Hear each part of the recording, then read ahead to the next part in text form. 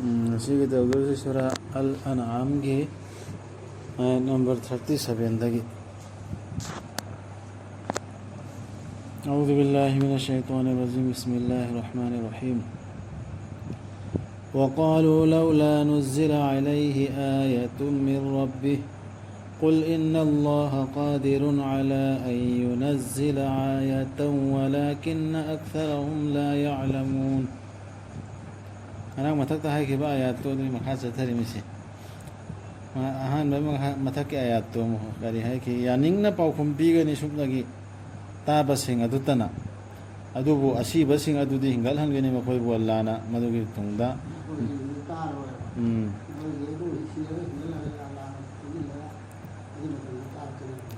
أدوغي توندا مغوندا مخوي بو هندونا پوركاني مخوينا سيروبا هنقال أمتوندا تموربا هوغل أمتوندا مخوينا تاري بسين دي كونين سنة تابنتين كونين يعني بيجي تغايب تاري Allah na suta 100 na chumba dum hoida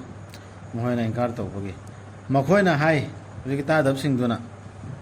kari gi tha directory bano mangonda khudam amma magi raptagi hayo ta sena Allah di ngambani khudam tha darakpa adubu makhoi ayam bana khangdabani Allah I tarapte lai ba khudam mayam do mayam le adu khangdebam khan thabangam de khangbangam de siksim hoina inkar to bata dab dogi أجمع بتعدد إنكار توربا نبي بويا بدبدو رسول بو أهين بجيب أمت ليته بثري بدنا ترجع مسها أنينا بايبا وشيء أمت ليته نكويجي نتوغم نكانبو نايدابا group naibal وين جيبا خدي ماكسي خدام ما ورا ميسي Allah na hundok lamba laite sansindaba laite hisab ki lairik aduda pot ama fa sisu khudam ni adudagi makhoi gi rapta makhoi bu punna khomjin gadabani aikhoi gi hadi Allah gi aya singbo yadaba makhoi du mana panglabani maron thoktrabani amam badalairabani Allah na lang fayna hanbige ningbi badubuna mana lang fayna hanbi aduga mana lamjing bige ningbi badubuna mana thangatpi ma bu chumdring chumbalambida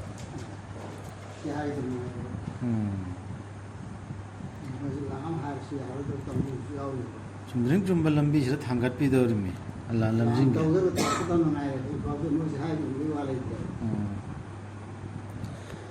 hayu na khoina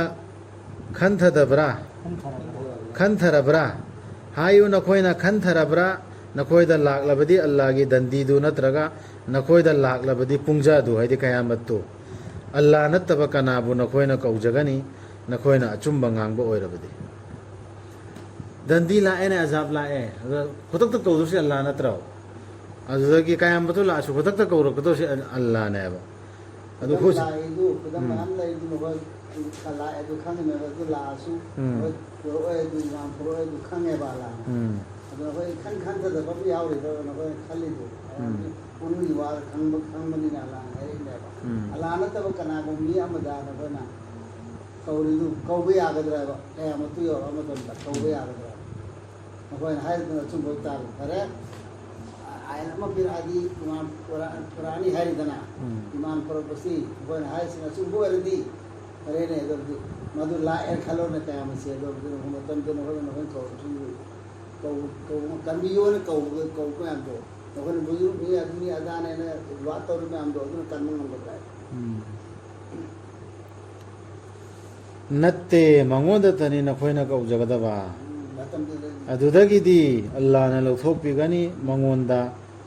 न खोइना हाइजरिबा अवाबदु माना लौथोपिगे निंगबिरबदी matang adudadi nakoina kauthokigani nakoina pothokiba magi lamba khudinga dunya se ho tawliya ba du mana wa bi kan dira bote ko imam qurani tra potho to rani enna puni di hai re na na jina su hai re ba adu hai du adu to mo tam da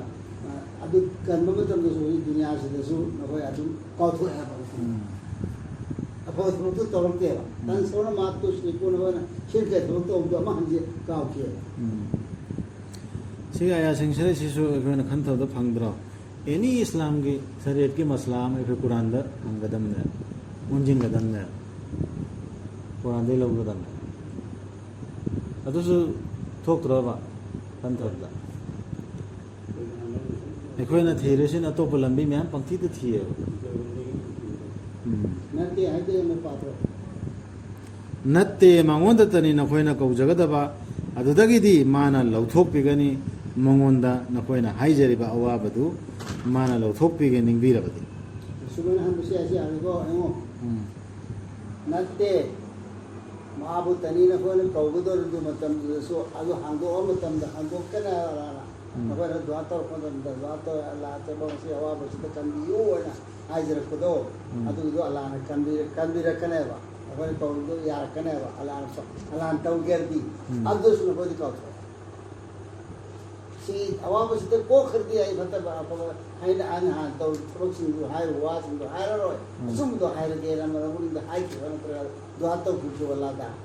अदु द्वातो मुझे अल्लाह ना अदु माने high जो तुम ना अल्लाह कंदिर को तारसो अमक अन्न तो काउ किने काउ आज के तो को अमान तो दुनिया से लेमाना बा तो पुथोरकना फतवा लौफम हराम हलाल खमदोकफम एनी लोयना सुखरे हेता तो पथिना कदोरी थाके बनी अखोइना हाइदि अल्लाह ना रसूल सिंह नंगे मांगी जाति सिंहदा अदुगा अल्लाह ना फाथकी बनी मखोइबु लाइरा हंदुना अमसुंग अवा अना नंग हंदुना मखोइना अखोइदा पिक्चर नोंजरकना अवा अना नंग हल्लेबा लाइरा तहल्लेबा रसूल सिंह दा तहनखिरदु करिगिनो पिक्चर नोंजरकना तौबीमल खंगबा उलकनबा याम मरु ओइबा हाइदि रसूल सिंह दा तौखिबा करिदु अदु ओइरबदी अल्लाह की दंदीदु मखोइदा यौरकपा मतमदा मखोइना करिगी पिक्चर नोंजद्रि बनाओ नोंजखिद्रि बनाओ तौबीमबसुंग हेन अदुम कंसिन की मखोइ की थमोइ सिंगदु फजबा मालहन की मखोइदा शैतान ना मखोइना तौजबा सिंगदु फजबा मालहन की मोइना हांदे तौदु ले पूरा काम तो करने अल्लाह ने और खाला वही का दुनिया की देता है अभी शैतान फांदर से दुनिया में शैतान फजर वो ले जाए दुनिया में ऐसे तो वो उधर देखो दुनिया आदमी मांगे तो वो उधर में खाले याद हो थमक तो फजर वो हल्ले फजर वो रहती मखोइना काउथोखरबदा मदुगी मतेंगना मखोइबु निंगसिंग हनबिबदु अल्लाह ना हांगदोकपिखि मखोइदा अफबा पोट खुदिंगमक्की थोंगसिंग असी यौना मदुदी मखोइना हराउ नुंगाइ जरिङैदा मखोइदा पिबिखिबा अदुदा अल्लाह ना फाजिनखि मखोइबु इखंग खंगहौदन समय तो अल्लाह मथां मथां बरखास्त रबुद ममैदा मखोइना काउथोखरेदना दीन की वासी काउथोखिदना दुनिया से लुप्त ले पदे काउथोखरेबा अभी मतमदा अल्लाह ना काउथोखर मतुंग से सिदा मसाई मखोइ तौखिदुगी मतुगी ना अल्लाह ना दुआसी कबूल तो रहे मतम जो पर खागी ना उतनी कबूल तो रही सी नुआ हेले फिर लुप्त ले गए तो हेक्ता अचानक खंगहौदना फली फाबने अजाब दान मतम दुदी मखोइ काम तो निंग बकाई खरे निंग बकाई तो मोय दमे खले अहामदि मोइना फजबदु पामुरिमि इसिदि अइना तौदुगिनिने फंगिसे अइसि चुमना चटलिने हना हराउरिमि खंफा फारकपा कांदा निंग बकाई फिर ताकि करे को मतलब अजाब से अदु मम्मी नियो बदोसु अपन बदोसु फरदन अदी प्राइवेट और मसा की तोंगान बदोसु मतलब अपन बई ओसु अवाब से मन तो लाखने अदु दुनिया अजाब है हर से दुनिया के लाइब तो साजा में हमसे अल्लाह की तरफ से ही अल्लाह ने सिंपल प्लान दे दूं तुमने लाखों अदुदगी मरु कक्थतखि जाति अदुगी अरानबा तौबा मिसिंगदुगी अरानबा तौबा मिसिंगदुगी मरु का इसे थागतलिबा पुम्नमक अल्लाह बुनी ताइबंग पुम्नमक की रब सिगिसे अहानबदा पनखिबा आयातु सूरा अल अनाम की अदुइदो सिरंको ताजिलै मालगी दे मरु फुकना दुगी मिसिंग दे त मांगहन खिबे द बिसिम तो कांबु सिंदु अल्हम्दुलिल्लाह अल्लाह अल्लाह सोलिबा यो बेलो दाद ने भाई साहब मांग करते परे अल्हम्दुलिल्लाह ꯑꯩꯅ ꯍꯥꯏꯕ ꯏꯟꯗꯕꯅꯤꯅ ꯃꯥꯅ ꯇꯧꯕꯤ ꯐꯔꯦ ꯑꯗꯨꯅ ꯑꯩ ꯑꯜꯍꯝꯗꯨꯂꯤꯜꯂꯥꯍꯁꯤ ꯑꯥꯔꯇꯤꯁꯤ ꯍꯟꯕꯗ ꯃꯐꯝ ꯆꯥꯅ ꯍꯟꯕ ꯉꯝꯗ꯭ꯔꯤꯁꯤ ꯑꯩꯅ ꯍꯥꯏꯗꯤ ꯁꯨꯃꯥꯏꯅ ꯍꯟꯕ ꯇꯥꯕꯅꯤ hayu nakoi khantarabra karigumba Allah na lauthokhrabadi nakoigi tabagi amasung ubagi sakti nakoigi ubagi sakti du aduga chajum namsinkhrabadi nakoigi thamoi singda kana laina Allah na sorisi manghal khregan tar alhamdulillah harisi bare manghal de na muru pude alhamdulillah si adu ayat ne basi alhamdulillah rabbil alamin se isan to shobu durate bas अरे ना मान कर जब पुत्र मिल आई अल्हम्दुलिल्लाह hayu nakoi khantarabra karigumba Allah na lauthokhrabadi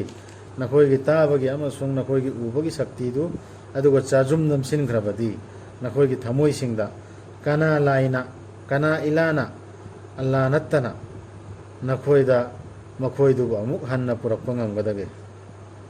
yengu karamna Allah na sandona takpi bage haibadu ayat singbu adubu makoina adum leithoktuna lei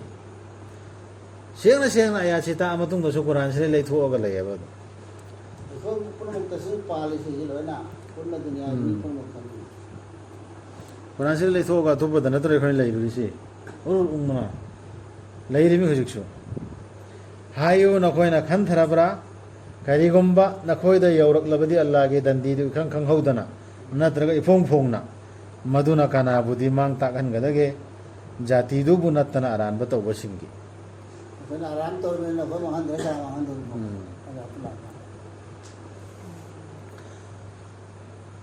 haide Allah na ikoi dane ba hair isi si hai si tau ane kam singi thari si aina pari me khangi me ikoi jati sine ba khangi si aduga ikoi na taudre adu aran bato se ikoi na trao ikoi da pidra kana da pidor adu hai sikse adui duneba ada ikhoina taisinner si azab sidi ama salla kadami ikoi disi pairi me Quran da zum taw se yum da thammi ana Quran da zum taw se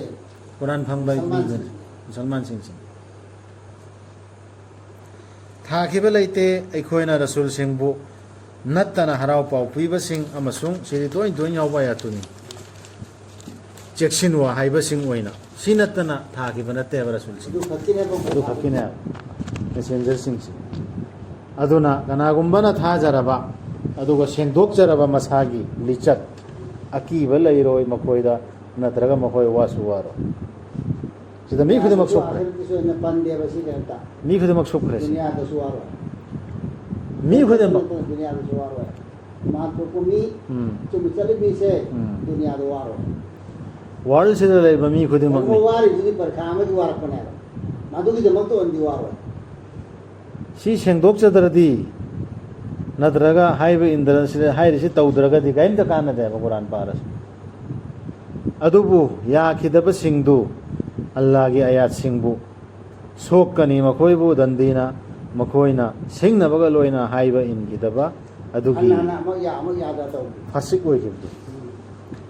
fasik oi do sisi yorok mi natro kitaba mi bolo na anan taw guna hanna Quran ge ayati baba adu duga sigi ehkam sida hair simatung in tawdab hayo o Muhammad aina haide nakoida Allah ge pukaidu aigi inakta lai haina natraga aina khangi su haide aron badal lai ki basingdu rai kiwa khangu sanate ai mo do bi mayam lai dina bi du chalai nate ba ai na ko nate ba natraga aina haide nakoida ai faristani hainasu ai di supnagi injabatani aingonda khanghan bibadu Allah na harabudu ayo do do ayo ki katiwani ai sumi ne ro ko gumosi hayo manabra mitang baga au baga adu oirabadi nakoi khanthararoidra yamna khanthagada aya ni se koina rasul da paigambar gi wasila dagi rasul da tawri ba pot pum badu pum bakka imisina ai koi di rasul bu la freda to pa mi dani koina mai mamongo da tawni ma di hada bai dorami mana kam di siji loire mana hai di siji ta soidre taunadra adu pum bu ka imisi aya ꯃꯁꯤꯒꯤ ꯄꯥꯝꯕꯩꯅ ꯆꯦꯛꯁꯤꯟꯅꯕ ꯍꯥꯏꯌꯨ ꯍꯥꯏꯗꯤ ꯀꯨꯔꯥꯟꯁꯤꯅ ꯁꯤ ꯈꯛꯇꯅꯦꯕ ꯔꯁꯨꯜꯒꯤ ꯗꯥꯏꯇꯁꯤ ꯀꯨꯔꯥꯟꯁꯤꯒꯤ ꯄꯥꯝꯕꯩꯅ ꯆꯦꯛꯁꯤꯟꯅꯕ ꯍꯥꯏꯌꯨ ꯅꯣꯡꯃꯗꯤ ꯃꯈꯣꯏꯒꯤ ꯔꯕꯀꯤ ꯃꯃꯥꯡꯗ ꯃꯈꯣꯏꯕꯨ ꯄꯨꯂꯞ ꯈꯣꯝꯖꯤꯟꯕꯤꯒꯅꯤ ꯍꯥꯏꯕꯒꯤ ꯀꯤꯖꯕꯁꯤꯡ ꯑꯗꯨꯗ ꯃꯔꯝꯗꯤ ꯅꯨꯃꯤꯠ ꯑꯗꯨꯗ ꯀꯅꯥ ꯂꯩꯔꯣꯏ ꯃꯈꯣꯏꯒꯤ ꯑꯜꯂꯥ ꯅꯠꯇꯅ ꯉꯥꯛ ꯁꯦꯟꯕꯤꯅꯕ ꯅꯠꯇ꯭ꯔꯒ ꯍꯥꯏꯖꯕꯤꯅꯕ ꯀꯤꯗꯕꯁꯤꯡꯗꯨꯗ ꯍꯥꯏꯔꯨꯅꯨ ꯍꯥꯏꯕꯗꯤ ꯁꯤ ꯆꯞ ꯌꯨꯡꯕ ꯌꯨꯡꯁꯤꯟꯅ ꯍꯥꯏꯕ ꯑꯥꯌꯠꯅꯦꯕ ꯁꯤ ꯀꯤꯗꯕꯁꯤꯡꯗꯨꯁꯨ ꯌꯥꯎꯔꯝꯃꯦꯕ ꯁꯤꯁꯨ ꯂꯣꯏꯅꯃꯛ ꯌꯥꯎꯔꯦ ꯑꯥꯈꯤꯔꯠ ꯀꯤꯕ ꯃꯤꯁꯤꯡꯗꯨꯗ ꯁꯤꯕꯨ ꯀꯨꯔꯥꯟꯁꯤ ꯇꯥꯍꯜꯂꯨ ꯍꯥꯏꯔꯤꯃꯦꯕ ꯑꯗꯨ ꯑꯥꯈꯤꯔꯠ ꯀꯤꯌꯨ ꯍꯥꯏꯕ ꯅꯠꯇ꯭ꯔꯣ ꯁꯤ ꯍꯥꯏꯖꯕꯤꯅꯕ ꯅꯠꯇ꯭ꯔꯒ ꯍꯥꯏꯖꯕꯤꯅꯕ ꯃꯈꯣꯏꯅ ꯆꯨꯝꯅ ꯆꯠꯆꯕꯁꯤꯡ ꯍꯥꯏꯕꯗꯨ ꯑꯣꯏꯖꯅꯕ ꯀꯔꯤꯒꯤꯅꯣ ꯀꯔꯤꯝꯇ ꯋꯥꯆꯠꯅꯕ ꯀꯔꯤꯒꯤ ꯊꯝꯗ꯭ꯔꯤꯁꯤ ꯑꯜꯂꯥꯅ ꯃꯣꯏ ꯑꯜꯂꯥꯒꯤ ꯍꯨꯀꯨꯝꯗꯨ ꯏꯜꯂꯛꯅꯕ ꯆꯨꯝꯅ ꯆꯠꯂꯛꯅꯕ ꯗꯨꯅꯤꯌꯥꯁꯤꯗꯁꯨ ꯑꯥꯈꯤꯔꯠꯇꯁꯨ ꯃꯥꯏ ꯄꯥꯛꯅꯕ ꯑꯗꯨꯗꯒꯤ ꯑꯃꯅ ꯍꯥꯏꯗꯧꯁꯤ ꯁꯤꯒꯤ ꯄꯥꯝꯕꯩꯅ ꯑꯅ ꯍꯥꯏꯔꯤꯁꯤ ꯑꯇꯣꯞꯄ ꯑꯌꯥꯠꯇꯁꯨ ꯍꯥꯏꯈ꯭ꯔꯦꯀꯣ ꯃꯃꯥꯡꯗꯁꯨ ꯁꯤꯁꯤ ꯑꯜꯂꯥꯒꯤ ꯔꯁꯨꯜꯅ ꯁꯤ ꯅꯠꯇꯕ ꯀꯨꯔꯥꯟꯁꯤ ꯅꯠꯇꯕ ꯑꯇꯣꯞꯄ ꯑꯃ ꯁꯤꯖꯤꯟꯅꯔꯝꯒꯗ꯭ꯔꯥ ꯀꯅꯥꯒꯨꯝꯕ ꯑꯝꯗ ꯃꯇꯝꯗꯨꯒꯤ ꯁꯥꯍꯥꯕꯥ ꯀꯔꯥꯝꯗ ꯑꯩꯈꯣꯏꯅ ꯁꯤꯗ ꯌꯥꯎꯗꯕ ꯃꯌꯥꯝ ꯊꯤꯅꯗꯅ ꯍꯧꯖꯤꯛ ꯂꯩꯗꯅ ꯍꯔꯥꯝꯒꯤꯁꯨ ꯍꯂꯥꯜꯒꯤꯁꯨ ꯃꯀ꯭ꯔꯨꯒꯤꯁꯨ ꯇꯨꯀ꯭ꯔꯨꯒꯤꯁꯨ ꯃꯌꯥꯝ ꯊꯤꯅꯕꯅꯦ ꯁꯤꯒꯤ ꯑꯥꯔꯊꯁꯦ ꯑꯝꯇ ꯄꯥꯔꯛꯑꯣ ꯀꯔꯤꯅꯣ ꯁꯨꯝ ꯑꯗꯨꯒꯤꯗꯨ ꯁꯤ ꯅꯠꯇꯕ ꯄꯥꯝꯕꯩ ꯑꯩꯈꯣꯏ ꯁꯤꯖꯤꯟꯅꯔꯣꯏꯗꯕꯅꯦꯕ ꯁꯤꯒꯤ ꯄꯥꯝꯕꯩꯁꯤꯗꯒꯤ ꯐꯠꯋꯥ ꯂꯧꯒꯗꯕ ꯃꯁꯤꯒꯤ ꯄꯥꯝꯕꯩꯅ ꯆꯦꯛꯁꯤꯟꯅ ꯍꯥꯏꯌꯨ ꯅꯣꯡꯃꯗꯤ ꯃꯈꯣꯏꯒꯤ ꯔꯕꯀꯤ ꯃꯃꯥꯡꯗ ꯃꯈꯣꯏ ꯄꯨꯂꯞ ꯈꯨꯝꯕꯤꯒꯅꯤ ꯍꯥꯏꯕꯒꯤ ꯀꯤꯖꯕꯁꯤꯡ ꯑꯗꯨꯗ ꯃꯔꯝꯗꯤ ꯅꯨꯃꯤꯠ ꯑꯗꯨꯗ ꯀꯅꯥ ꯂꯩꯔꯣꯏ ꯃꯈꯣꯏꯒꯤ ꯃꯥ ꯅꯠꯇꯅ ꯍꯥꯏꯗꯤ ꯑꯜꯂꯥ ꯅꯠꯇꯅ ꯉꯥꯛ ꯁꯦꯟꯕꯤꯅꯕ ꯅꯠꯇ꯭ꯔꯒ ꯍꯥꯏꯖꯕꯤꯅꯕ ꯑꯗꯨ ꯅꯠꯇꯦꯕ ꯁꯤꯗ ꯍꯥꯏꯔꯤꯁꯤꯗꯤ ꯍꯥꯏꯔꯤꯁꯤ ꯀꯔꯤꯅꯣꯗ ꯅꯨꯃꯤꯠꯇꯨꯗꯗꯤꯅꯦ ꯀꯅꯥꯝꯇ ꯉꯥꯛ ꯁꯦꯟꯅꯕꯁꯨ ꯂꯩꯔꯣꯏ ꯑꯜꯂꯥ ꯅꯠꯇꯅ ꯀꯅꯥꯝꯇ ꯉꯥꯛꯄꯤꯅꯕꯁꯨ ꯂꯩꯔꯔꯣꯏꯗꯕ ꯋꯥꯂꯥ ꯁꯐꯤꯎꯟ ꯑꯗꯨꯒ ꯍꯥꯏꯖ ꯆꯠꯆꯕꯁꯨ ꯌꯥꯔꯔꯣꯏꯗꯕ ꯑꯗꯨꯒꯤ ꯃꯤꯁꯤꯡꯗꯣ ꯂꯥꯜꯂꯍꯨꯝ ꯌꯦꯠꯇꯀꯨꯟꯒꯤ ꯑꯥꯔꯊ ꯌꯧꯗ꯭ꯔꯤꯑꯕ ꯍꯥꯏꯖ ꯆꯠꯆꯕꯁꯨ ꯌꯥꯔꯔꯣꯏꯗꯕ ꯅꯨꯃꯤꯠ ꯑꯃ ꯂꯥꯛꯀꯗꯧꯔꯤꯗꯣ ꯃꯄꯨꯒꯤ ꯃꯅꯥꯛꯇ ꯈꯣꯝꯖꯤꯟꯗꯅ ꯂꯣꯏꯅ ꯆꯠꯀꯗꯕ ꯅꯨꯃꯤꯠ ꯑꯃꯗꯣ ꯑꯗꯨ ꯂꯩꯅꯤ ꯂꯣꯏꯅ ꯈꯣꯝꯖꯤꯜꯂꯛꯀꯅꯤ ꯍꯥꯏꯅ ꯀꯤꯔꯤꯕ ꯃꯤꯁꯤꯡꯗꯨ ꯁꯤ ꯍꯥꯏ ꯄꯣꯠ ꯃꯈꯩꯁꯦ ꯀꯤꯔꯤꯕ ꯃꯤꯁꯤꯡꯗꯨ ꯑꯁ ꯑꯣꯏꯔꯅꯤ ꯑꯗꯨ ꯑꯣꯏꯔꯗꯤ ꯀꯤꯔꯤꯕ ꯃꯤꯁꯤꯡꯗꯣ ꯑꯗꯨꯒꯤ ꯃꯤꯁꯤꯡꯗꯨꯗ ꯍꯥꯏꯌꯣ ꯀꯔꯤꯒꯤꯅꯣ ꯃꯁꯤ ꯍꯥꯏꯗꯕꯁꯦ ꯂa'allahum yattaqun ꯆꯨꯝꯅ ꯆꯠꯆꯕꯁꯤꯡ ꯍꯥꯏꯕ ꯆꯨꯝꯅ ꯆꯠꯆꯕꯁꯤꯡ ꯑꯣꯏꯔꯛꯅꯕ ꯑꯐꯕ ꯃꯤ ꯑꯣꯏꯔꯛꯅꯕ ꯀꯨꯔꯥꯟꯁꯤꯅ ꯃꯇꯦꯡ ꯑꯣꯏꯔꯒ ꯀꯨꯔꯥꯟꯁꯤ ꯆꯦꯛꯁꯤꯟꯅ ꯂꯤꯌꯣ ꯊꯥꯗꯣꯛꯈꯤꯒꯅꯨ ꯃꯈꯣꯏꯒꯤ ꯔꯕꯄꯨ ꯀꯧꯖꯔꯤꯕꯁꯤꯡ ꯑꯗꯨꯕꯨ ꯑꯌꯨꯛ ꯑꯃꯁꯨꯡ ꯌꯥꯆꯪꯕꯗ ꯑꯜꯂꯥꯒꯤ ꯃꯥꯏꯊꯣꯡꯕꯨ ꯄꯥꯝꯖꯗꯨꯅ ꯊꯥꯡꯒꯠꯂꯣꯏ ꯅꯪꯉꯣꯟꯗ ꯃꯈꯣꯏꯒꯤ ꯍꯤꯁꯥꯕꯀꯤ ꯀꯔꯤꯒꯨꯝꯕ ꯑꯃꯠꯇ ꯑꯗꯨꯒ ꯊꯥꯡꯒꯠꯂꯣꯏ ꯃꯈꯣꯏꯗꯁꯨ ꯅꯪꯒꯤ ꯍꯤꯁꯥꯕꯀꯤ ꯀꯔꯤꯒꯨꯝꯕ ꯑꯃꯠꯇ ꯅꯪꯅ ꯊꯥꯗꯣꯛꯂꯨꯔꯕ ꯃꯈꯣꯏꯕꯨ ꯅꯪ ꯑꯣꯏꯈꯤꯒꯅꯤ ꯑꯔꯥꯟꯕ ꯇꯧꯕꯁꯤꯡꯒꯤ ꯃꯅꯨꯡꯗꯒꯤ ꯑꯋꯣꯏꯕ ꯑꯣꯏꯅ ꯑꯜꯂꯥꯒꯤꯗꯃꯛꯇ ꯏꯕꯥꯗꯠ ꯇꯧꯖꯔꯤꯕ ꯍꯥꯏꯗꯤ ꯑꯜꯂꯥ ꯁꯣꯟꯖꯔꯤꯕ ꯃꯤꯗꯨ ꯑꯗꯨꯒꯤ ꯃꯤꯗꯨ ꯍꯦꯛꯇ ꯊꯥꯗꯣꯛꯎꯒꯅꯣꯕ ꯑꯜꯂꯥꯒꯤ ꯃꯊꯧ ꯄꯥꯝꯖꯔꯤꯕ ꯍꯌꯦꯡ ꯑꯜꯂꯥꯒꯤ ꯃꯨꯂꯥꯀꯥꯠ ꯇꯧꯅꯤ ꯍꯥꯏꯕꯗꯣ ꯑꯗꯨꯃꯥꯏꯅ ꯍꯥꯏꯕꯗꯨ ꯆꯞ ꯆꯥꯅ ꯅꯤꯡꯖꯔꯤ. ꯄꯥꯝꯖꯔꯤꯕ ꯑꯜꯂꯥꯕꯨ ꯎꯅꯅꯤꯡꯉꯤꯕ ꯃꯤꯗꯣ ꯑꯗꯨꯒꯤ ꯃꯤꯗꯤ ꯑꯗꯨꯏꯗꯨ ꯊꯥꯗꯣꯛꯎꯅꯣꯕ ꯑꯗꯨꯒꯤ ꯍꯥꯏꯗꯤ ꯃꯤꯗꯣ ꯆꯪꯉꯛꯑꯗꯤ ꯑꯗꯨꯒꯤ ꯃꯤꯗꯨ ꯊꯥꯗꯣꯛꯀꯅꯣ ꯑꯥꯎ ꯍꯥꯏꯔꯒ ꯃꯉꯣꯟꯗ ꯁꯤꯟꯖꯔꯦ ꯃꯥꯒꯤ ꯀꯨꯔꯥꯟꯁꯤ ꯗꯥꯏꯇꯁꯨ ꯇꯥꯒꯦ ꯑꯩ ꯑꯝꯇ ꯀꯨꯔꯥꯟꯁꯤ ꯈꯪꯅꯤꯡꯉꯦꯅ ꯆꯪꯉꯛꯑꯣ ꯀꯅꯥ ꯃꯤ ꯑꯃ ꯑꯗꯨꯕꯨꯗꯤ ꯃꯗꯨꯒꯤ ꯃꯤꯗꯨꯕꯨ ꯑꯦꯅꯤ ꯑꯦꯛꯁ ꯋꯥꯏ ꯖꯦꯠ ꯑꯃ ꯑꯣꯏꯔꯁꯨ ꯑꯃ ꯑꯣꯏꯔꯁꯨ Any ꯄꯣꯠ ꯃꯤ ꯆꯥꯕ ꯑꯣꯏꯔꯁꯨ ꯑꯃ ꯑꯣꯏꯔꯁꯨ ꯑꯃꯁꯨ ꯑꯗꯨꯝ ꯃꯥꯒꯤ ꯗꯥꯏꯇ ꯀꯅꯥꯒꯨꯝꯕꯅ ꯄꯨꯒꯗꯕ ꯅꯠꯇꯦ ꯑꯩꯒꯤ ꯗꯥꯏꯇ ꯁꯨꯃꯥꯏꯅ ꯄꯨꯒꯗꯕ ꯅꯠꯇꯦ ꯍꯥꯏꯅ ꯔꯁꯨꯜꯗꯅꯤ ꯍꯥꯏꯔꯤꯁꯤ ꯃꯇꯝꯗꯨꯗ ꯑꯩꯈꯣꯏꯗꯤ ꯁꯤꯗ ꯑꯁꯤꯒꯤ ꯃꯁꯥ ꯇꯧꯕ ꯃꯤꯁꯤ ꯌꯥꯔꯣꯏꯗ ꯃꯥ ꯆꯪꯉꯛꯑꯒ ꯍꯥꯟꯅ ꯏꯔꯨꯒꯗꯕꯅꯤ ꯍꯥꯟꯅ ꯇꯣꯛꯀꯗꯕꯅꯤ ꯍꯥꯏꯅ ꯂꯩꯔꯤ ꯀꯨꯔꯥꯟ ꯇꯥꯔ ꯃꯇꯨꯡꯗꯅꯤ ꯃꯥꯅ ꯑꯣꯜꯂꯛꯀꯗꯕ ꯁꯥꯍꯥꯕꯥ ꯀꯤꯔꯥꯝꯁꯨ ꯖꯨ ꯊꯛꯑꯝꯕ ꯌꯥꯎꯔꯝꯃꯤ ꯅꯠꯇ꯭ꯔꯣ ꯌꯨꯒꯤ ꯈꯔꯨꯡꯈꯤ ꯅꯃꯥꯖꯗ ꯐꯥꯎ ꯊꯛꯑꯒ ꯆꯪꯉꯛꯄꯗ ꯀꯨꯔꯥꯟꯗ ꯌꯥꯎꯔꯗꯨꯕꯣ ꯀꯌꯥꯃꯅꯣ ꯃꯤ ꯈꯛꯇꯅꯤ ꯊꯛꯇꯕ ꯂꯣꯏ ꯊꯝꯃꯤ ꯑꯔꯕꯇ ꯆꯠꯅꯕꯤ ꯑꯣꯏꯔꯝꯃꯤ ꯍꯖꯔꯠ ꯎꯃꯔ ꯒꯔꯗꯤ ꯃꯁꯥꯅ ꯍꯥꯏꯖꯔꯤꯃꯤ ꯐꯖꯅ ꯊꯛꯑꯝꯃꯦ ꯑꯗꯨ ꯌꯨ ꯊꯛꯅ ꯊꯛꯅꯅꯦ ꯃꯣꯏꯅ ꯑꯌꯥꯠ ꯇꯥꯈ꯭ꯔꯤꯗꯣ ꯌꯨ ꯊꯛꯅꯤꯡꯉꯩ ꯅꯁꯥ ꯇꯧꯔꯤꯉꯩ ꯃꯇꯝ ꯌꯨꯗꯤ ꯀꯣꯟꯅꯅꯤ ꯈꯪꯉꯛꯏꯕ ꯑꯜꯂꯥꯒꯤ ꯑꯌꯥꯠꯇꯨ ꯇꯥꯔ ꯃꯇꯨꯡꯗ ꯍꯣꯡꯗꯣꯔꯛꯏꯃꯦꯕ ꯑꯗꯨꯅ ꯑꯦꯅꯤ ꯃꯤ ꯑꯃ ꯀꯨꯔꯥꯟꯒꯤ ꯑꯌꯥꯠꯁꯤ ꯇꯥꯒꯦꯅ ꯆꯪꯉꯛꯑꯗꯤ ꯑꯗꯨ ꯊꯤꯡꯉꯣꯏꯗꯕꯅꯤ ꯊꯥꯗꯣꯛꯑꯣꯏꯗꯕꯅꯤ ꯅꯪꯅ ꯃꯥꯒꯤ ꯍꯤꯁꯥꯕꯇ ꯅꯪꯅ ꯄꯨꯒꯗꯕ ꯅꯠꯇꯦ ꯅꯪ ꯍꯤꯁꯥꯕꯁꯨ ꯃꯥꯅ ꯄꯨꯒꯗꯕ ꯅꯠꯇꯦ ꯑꯁꯨꯝꯅ ꯆꯥꯡꯌꯦꯡ ꯇꯧꯏ ꯑꯜꯂꯥꯅ ꯃꯈꯣꯏ ꯈꯔꯕꯨ ꯑꯇꯣꯞꯄ ꯈꯔꯒꯤ ꯄꯥꯝꯕꯩꯅ ꯑꯗꯨꯅ ꯃꯈꯣꯏꯅ ꯍꯥꯏ ꯃꯈꯣꯏꯁꯤꯔꯥ ꯑꯩꯈꯣꯏꯒꯤ ꯏꯔꯛꯇꯒꯤ ꯑꯜꯂꯥꯅ ꯆꯥꯟꯕꯤꯔꯦ ꯍꯥꯏꯕꯗꯨ ꯀꯔꯦꯝꯅꯔꯤꯃꯤ ꯑꯜꯂꯥꯅ ꯍꯦꯟꯅ ꯃꯤꯕꯨ ꯋꯨꯖꯨꯗꯅ ꯑꯗꯨꯝ ꯄꯩꯁꯥ ꯑꯜꯂꯥꯅ ꯍꯦꯟꯅ ꯈꯪꯕ ꯅꯠꯇꯕ꯭ꯔꯥ ꯇꯧꯕꯤꯃꯜ ꯈꯪꯕꯁꯤꯡꯕꯨ ꯁꯤꯗ ꯑꯣꯛꯇꯕ ꯃꯤ ꯑꯃ ꯆꯪꯉꯛꯑꯦ ꯅꯪꯕꯨ ꯀꯨꯔꯥꯟ ꯇꯥꯔꯔꯦ ꯔꯁꯨꯜꯒꯤ ꯃꯅꯥꯛꯇ ꯅꯠꯇ꯭ꯔꯒ ꯑꯩꯈꯣꯏ ꯃꯔꯛꯇ ꯆꯪꯉꯛꯑ ꯀꯨꯔꯥꯟ ꯇꯥꯔꯔꯦ ꯑꯣꯛꯇꯕ ꯃꯤ ꯍꯨꯔꯥꯟꯕ ꯑꯣꯏꯔꯣ ꯌꯨꯊꯛꯄ ꯑꯣꯏꯔꯣ ꯒꯨꯂꯤ ꯆꯥꯕ ꯑꯣꯏꯔꯣ ꯏꯁ ꯑꯗꯨ ꯀꯨꯔꯥꯟꯒꯤꯗ ꯐꯝꯃꯨꯔꯤꯃꯦ ꯃꯖꯂꯤꯁꯇ ꯃꯄꯨꯟꯁꯤ ꯆꯨꯞꯄ ꯀꯩꯗꯧꯗ ꯂꯥꯛꯏꯕꯅꯣ ꯀꯔꯦꯝ ꯅꯠꯇ꯭ꯔꯣ ꯑꯗꯨꯏ ꯄꯣꯠꯇꯨꯅꯤꯁꯦ ꯑꯁꯤ ꯃꯄꯨꯟ ꯆꯨꯞꯄ ꯒꯨꯂꯤ ꯆꯥꯕꯗꯤ ꯑꯃꯨꯛ ꯀꯨꯔꯥꯟ ꯇꯥꯔꯨꯔꯤꯅꯦ ꯑꯗꯨꯃꯥꯏꯅ ꯀꯔꯦꯝꯅꯔꯣꯏꯗꯅꯤ ꯑꯜꯂꯥꯅ ꯈꯪꯉꯦꯕ ꯑꯜꯂꯥꯅ ꯈꯪꯉꯦꯕ ꯀꯅꯥꯅ ꯑꯂꯩꯁ ꯑꯜꯂꯥꯍꯨ ꯕꯤꯑഅꯂම ꯕꯤಶ್ശꯥꯀꯤrin ꯁꯤꯗꯩꯁꯨ ꯑꯗꯨꯝ ꯈꯪꯗ꯭ꯔꯣ ꯑꯩꯈꯣꯏ ꯀꯅꯥꯒꯨꯝꯕꯒꯤ ꯗꯥꯏꯇ ꯂꯩꯔꯣꯏ ꯍꯥꯏꯁꯦ ꯑꯃꯅ ꯑꯃꯒꯤ ꯑꯍꯥꯟꯕ ꯑꯩ ꯃꯇꯦꯛꯁꯤꯗ ꯍꯥꯏꯔꯤꯁꯤ ꯑꯩꯈꯣꯏꯗꯁꯨ ꯆꯥꯡꯌꯦꯡꯅꯦꯕ ꯆꯪꯌꯦꯡꯅꯤ ꯀꯩꯅꯣ ꯑꯇꯣꯞꯄ ꯈꯔꯅ ꯑꯇꯣꯞꯄ ꯑꯜꯂꯥꯍꯒꯤ ꯑꯌꯥꯁꯤꯡꯕꯨ ꯊꯥꯖꯔꯕꯁꯤꯡꯗꯨꯅ ꯅꯪꯉꯣꯟꯗ ꯂꯥꯛꯄꯗ ꯍꯥꯏꯌꯨ ꯑꯜꯂꯥꯍꯒꯤ ꯔꯁꯨꯜꯗ ꯇꯥꯛꯏꯃꯤ ꯅꯠꯇ꯭ꯔ ꯑꯩꯈꯣꯏꯗꯁꯨꯅꯤꯁꯤ ꯁꯥꯟꯇꯤ ꯍꯥꯏꯗꯤ ꯁꯂꯥꯝ ꯁꯥꯟꯇꯤ ꯑꯣꯏꯁꯅꯨ ꯅꯪꯉꯣꯟꯗ ꯑꯁꯁलाꯃꯨ ꯑꯂꯩꯀꯨꯝ ꯍꯥꯏꯌꯣ ꯅꯈꯣꯏꯗ ꯁꯂꯥꯝ ꯍꯥꯏꯌꯣ ꯁꯂꯥꯝ ꯇꯧꯑꯣ ꯑꯦꯅꯤ ꯃꯤ ꯆꯪꯉꯛꯁꯅꯨ ꯑꯦꯅꯤ ꯃꯤ ꯑꯦꯅꯤ ꯖꯥꯇꯤꯒꯤ ꯙꯔꯃ ꯆꯠꯄ ꯆꯠꯇꯕ ꯑꯣꯏꯔꯣ ꯑꯦꯅꯤ ꯃꯤ ꯑꯃ ꯆꯪꯉꯛꯄꯗ ꯁꯂꯥꯝ ꯇꯧꯒꯗꯕ ꯑꯩꯈꯣꯏꯗꯤ ꯁꯤꯗ ꯅꯨꯄꯤꯗ ꯍꯨꯝꯕ ꯌꯥꯗꯦ ꯅꯨꯄꯥꯗ ꯇꯧꯕ ꯌꯥꯗꯦ ꯂꯩꯔꯗꯨ ꯇꯧꯕ ꯌꯥꯗꯦꯅ ꯁꯦꯝꯈ꯭ꯔꯕꯅꯤ ꯃꯌꯥꯝ ꯑꯃ ꯁꯤꯗꯗꯤ ꯆꯪꯉꯛꯄꯗ ꯃꯉꯣꯟꯗ ꯁꯥꯟꯇꯤꯒꯤ ꯍꯥꯏ ꯄꯥꯎꯖꯦꯜ ꯄꯤꯌꯨ ꯍꯥꯏꯔꯤꯑꯕ ꯏꯊꯣꯛꯄꯤꯈ꯭ꯔꯦ ꯅꯈꯣꯏꯒꯤ ꯔꯕꯅ ꯃꯁꯥꯒꯤ ꯃꯊꯛꯇ ꯍꯥꯏꯗꯤ ꯑꯜꯂꯥ ꯃꯁꯥꯒꯤ ꯃꯊꯛꯇ ꯃꯊꯧ ꯑꯃ ꯑꯣꯏꯅ ꯃꯤꯅꯨꯡꯁꯤ ꯎꯠꯄꯤꯕꯕꯨ ꯁꯤ ꯁꯥꯊꯤꯗ꯭ꯔꯥ ꯃꯤ ꯈꯨꯗꯤꯡꯃꯛꯇ ꯁꯂꯥꯝ ꯁꯥꯟꯇꯤꯁꯤ ꯄꯤꯒꯗꯕ ꯁꯦ ꯑꯜꯂꯥ ꯃꯁꯥꯒꯤ ꯃꯊꯛꯇ ꯑꯜꯂꯥꯅ ꯏꯊꯣꯛꯆꯈ꯭ꯔꯦꯕ ꯍꯥꯏꯗꯤ ꯃꯤꯅꯨꯡꯁꯤꯁꯤ ꯃꯤꯅꯨꯡꯁꯤ ꯅꯠꯇ꯭ꯔꯣ ꯁꯂꯥꯝ ꯇꯧꯕꯁꯤ ꯑꯗꯨꯅ ꯅꯈꯣꯏ ꯀꯅꯥꯒꯨꯝꯕꯅ ꯈꯪꯗꯕꯗꯒꯤ ꯑꯔꯥꯟꯕ ꯇꯧꯔꯨꯔꯕꯁꯨ ꯑꯩꯈꯣꯏꯅ ꯁꯤ ꯇꯧꯔꯨꯗ꯭ꯔꯦꯅꯦ ꯑꯗꯨꯒꯤ ꯇꯨꯡꯗ ꯅꯤꯡꯉꯝꯗꯅ ꯍꯟꯖꯤꯟꯖꯔꯛꯂꯕ ꯑꯗꯨꯒ ꯃꯁꯥꯕꯨ ꯆꯨꯝꯊꯣꯛꯆꯔꯕ ꯑꯗꯨ ꯑꯣꯏꯔꯕꯗꯤ ꯇꯁꯦꯡꯅꯃꯛ ꯑꯜꯂꯥꯗꯤ ꯀꯣꯛꯄꯤ ꯍꯩꯕꯅꯤ ꯀꯟꯕꯤ ꯍꯩꯕꯅꯤ ꯁꯤꯗ ꯑꯩꯈꯣꯏ ꯂꯣꯏ ꯁꯣꯏꯔꯨꯕ ꯉꯥꯛꯇꯅꯦꯕ ꯑꯁ ꯑꯁꯤ ꯃꯤꯁꯦ ꯁꯂꯥꯝ ꯇꯧꯕꯅꯕ꯭ꯔꯥ ꯍꯥꯏꯗꯅ ꯂꯥꯛꯏꯁꯤꯔꯕꯣ ꯉꯔꯥꯡꯇ ꯍꯨꯔꯥꯟꯈꯤꯕꯗꯨꯅꯕꯣ ꯇꯧꯔꯤꯃꯦ ꯑꯗꯨꯗꯩ ꯃꯩꯇꯩꯗꯕꯨ ꯇꯧꯕ ꯑꯩꯈꯣꯏꯒꯤ ꯑꯌꯥꯠꯁꯤꯡꯕꯨ ꯊꯥꯖꯕꯁꯤꯡꯗꯨꯅ ꯑꯩꯉꯣꯟꯗ ꯂꯥꯛꯄꯗ ꯍꯥꯏꯌꯨꯁꯨ ꯑꯩꯈꯣꯏꯅ ꯑꯁꯁලාꯃꯨ ꯑꯂꯩꯀꯨꯝ ꯁꯂꯥꯝ ꯇꯧꯕ ꯃꯥꯁꯦ ꯂꯥꯛꯏꯁꯤ ꯊꯥꯖꯔꯒ ꯂꯥꯛꯏꯕ ꯊꯥꯖꯔ ꯑꯣꯏꯔꯝꯃꯗꯤ ꯀꯝ ꯇꯧꯗꯣꯏꯅꯤ ꯍꯥꯏꯕꯗꯤ ꯀꯅꯥꯅ ꯊꯥꯖꯔꯛꯏ ꯀꯅꯥꯅ ꯊꯥꯖꯔꯛꯏ ꯑꯗꯨꯒꯤ ꯗꯥꯏꯇ ꯃꯊꯛꯇ ꯍꯥꯏꯈꯤꯕꯗꯨꯗꯤ ꯁꯩꯄꯣꯠꯂꯨꯝ ꯊꯣꯛꯂꯛꯇꯣꯏꯔꯅ ꯍꯥꯏꯁꯦ ꯃꯥ ꯇꯥꯒꯦꯅ ꯆꯪꯉꯛꯏꯗꯨ ꯊꯥꯖꯕꯗꯩ ꯑꯣꯏꯔꯝꯕ ꯌꯥꯏ ꯑꯣꯏꯔꯝꯗꯕ ꯌꯥꯏ ꯑꯩꯈꯣꯏꯅ ꯈꯪꯕ꯭ꯔꯣꯗꯣ ꯆꯥꯡꯌꯦꯡꯅꯁꯨ ꯍꯥꯏꯔꯦ ꯊꯥꯖꯔꯦ ꯂꯣꯏ ꯂꯩꯔꯤ ꯊꯥꯖꯗꯦ ꯀꯨꯔꯥꯟꯅ ꯑꯌꯥꯝꯕꯅ ꯊꯥꯖꯗꯦ ꯍꯥꯏꯕ ꯃꯥꯜꯂꯦ ꯊꯥꯖꯗꯦ ꯑꯁꯤ ꯏꯁꯥ ꯏꯁꯥ ꯆꯦꯛ ꯇꯧꯒꯗꯕꯅꯤ ꯂꯩꯔꯤꯁꯤꯡꯁꯦ ꯁꯤꯁꯦ ꯑꯩꯈꯣꯏꯗꯤ ꯑꯩꯈꯣꯏ ꯃꯁꯦꯟꯁꯨ ꯂꯣꯏ ꯊꯥꯖꯕ ꯏꯃꯥꯟ ꯀꯥꯡꯕꯨꯅꯤ ꯂꯩꯔꯤꯅꯦꯕ ꯑꯜꯂꯥꯍꯒꯤ ꯅꯔꯇꯤꯞꯇꯗꯤ ꯁꯤꯒꯤꯁꯤ ꯈꯪꯉꯦꯕ ꯌꯥꯎꯔꯣꯏꯗꯧꯔꯤ ꯃꯃꯥꯡꯗ ꯌꯥꯎꯗꯕꯁꯨ ꯌꯥꯏ ꯍꯥꯏꯕꯅꯤ ꯃꯃꯥ ꯌꯥꯎꯗꯕ ꯃꯔꯥꯏꯕꯛ ꯊꯤꯔꯗꯤ ꯌꯥꯎꯗꯕꯁꯨ ꯌꯥꯎꯗꯧꯅ ꯑꯩꯈꯣꯏꯒꯤ ꯃꯖꯤꯁꯤꯒꯤ ꯋꯥꯅꯤ ꯑꯌꯥꯝꯕ ꯍꯥꯏꯅ ꯑꯗꯨꯝ ꯍꯥꯏꯔꯝꯃꯤꯅ ꯑꯩꯈꯣꯏ ꯃꯖꯤꯁꯇꯁꯨ ꯑꯌꯥꯝꯕ ꯑꯗꯨꯝ ꯍꯥꯏꯔꯝꯃꯤ ꯃꯃꯥꯡꯒꯤ ꯑꯌꯥꯠꯁꯤꯡ ꯄꯥꯈ꯭ꯔꯗꯨ ꯑꯗꯨꯏꯗꯨꯒ ꯁꯝꯅꯧꯕ ꯑꯁꯨꯝꯅ ꯑꯩꯈꯣꯏꯅ ꯁꯨꯒꯥꯏꯅ ꯁꯟꯗꯣꯛꯄꯤꯕꯅꯤ ꯑꯌꯥꯠꯁꯤꯡꯕꯨ ꯁꯦꯡꯅ ꯆꯣꯡꯊꯣꯛꯍꯟꯅꯕ ꯃꯔꯥꯜ ꯂꯩꯕꯁꯤꯡꯒꯤ ꯂꯝꯕꯤꯗꯣ ꯁꯤ ꯀꯔꯤꯒꯤꯅꯣ ꯃꯁꯥ ꯃꯁꯥ ꯗꯥꯏꯇ ꯑꯣꯏꯍꯟꯅꯕ ꯃꯔꯥꯜ ꯂꯩꯕꯁꯤꯡꯗꯣ ꯃꯁꯥꯅ ꯈꯪꯖꯅꯦ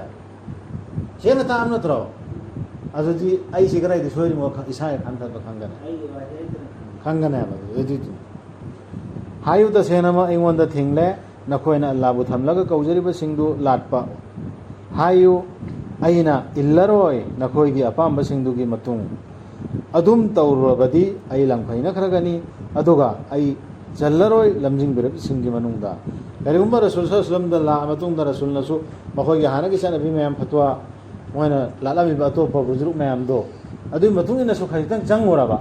ꯑꯗꯨꯒꯤ ꯔꯁꯨꯜꯁꯨ ꯍꯥꯏꯕ ꯏꯟꯗꯕ ꯇꯥꯈꯤꯗꯧꯔꯦ ꯑꯩꯈꯣꯏꯁꯨ ꯑꯗꯨꯅ ꯑꯜꯂꯥꯍꯒꯤ ꯑꯌꯥꯠꯁꯤ ꯑꯩꯈꯣꯏꯗ ꯌꯧꯔꯛꯑꯃꯤꯅ ꯑꯜꯂꯥꯍꯅ ꯍꯥꯏꯔꯤꯁꯤ ꯈꯛ ꯆꯠꯀꯗꯕ ꯍꯥꯏꯌꯨ ꯑꯩꯗꯤ ꯂꯦꯞꯆꯕꯅꯤ ꯑꯩꯒꯤ ꯔꯕꯀꯤ ꯗꯂꯤꯜ ꯑꯃꯗ ꯇꯨ ꯑꯜꯂꯥꯍꯅ ꯊꯥꯔꯛꯏꯕ ꯗꯂꯤꯜꯗꯣ ꯑꯗꯨꯒꯤ ꯗꯂꯤꯜ ꯑꯃꯗ ꯑꯩꯗꯤ ꯂꯦꯞꯆꯕꯅꯦꯅ ꯍꯥꯏꯌꯣ ꯑꯗꯨꯒ ꯅꯈꯣꯏꯅ ꯌꯥꯗꯕꯅꯤ ꯃꯗꯨꯕꯨ ꯑꯩꯒꯤ ꯁꯛꯇꯤꯗ ꯂꯩꯇꯦ ꯅꯈꯣꯏꯅ ꯉꯥꯏꯉꯝꯗ꯭ꯔꯤꯕꯗꯨ ꯄꯨꯔꯛꯄ ꯑꯖꯥꯕꯇꯨ ꯅꯠꯇ꯭ꯔꯒ ꯈꯨꯗꯝꯗꯨ ꯅꯠꯇ꯭ꯔꯒ ꯀꯌꯥꯃꯠꯇꯨ ꯃꯗꯨꯒꯤ ꯋꯥꯔꯦꯞꯇꯤ ꯑꯜꯂꯥꯍꯇꯅ ꯂꯧꯕꯤꯒꯗꯕꯅꯤ ꯂꯤꯕꯤꯕꯅꯤ